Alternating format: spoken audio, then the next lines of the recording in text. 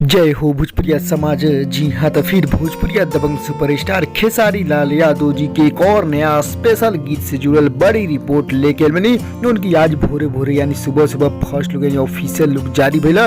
उनकी official look के साथ और सारा कुछ भी रिपोर्ट आ चुकल बा कि कब रिलीज होता। जो ई पुराना म्यूजियम फिर नया कोशिश जो छठ अभी आज शाम के बाद वही बेरा आप लोग भी फर्स्ट लुक आ गई यानी कमिंग सून के साथ रिपोर्ट और कल रिपोर्ट बाद में रिलीज के भी खुलासा कर दल। जी हाँ, तो कल लगन स्पेशल गीत जौन की पतल चलावे के पड़त। उनकी काफी रोमांटिक तड़काऊ गीत बा, जौन काफी झोंकदार गीत बा, जौन की हर जगह डीजे साउंड हर जगह बजे वाला कम फिर धूम बजाइए। खेसारी जो पिछला सेशन में भी छठ बीतते बीतते शुरू कर देना अपन धमाका, उसी तरह फिर छठ बीतते बीतते फिर नया धमाका शुरू हो जाए। जी हाँ, पतल चलावे के पड़त। आप लोग गीत के बोल सही लगा तो जी हाँ, तो आपसे पूरा वीडियो अंत तक देखी, सारा कुछ जान सके डिटेल सब उनकी रिलीज के भी खुलासा भइल बा।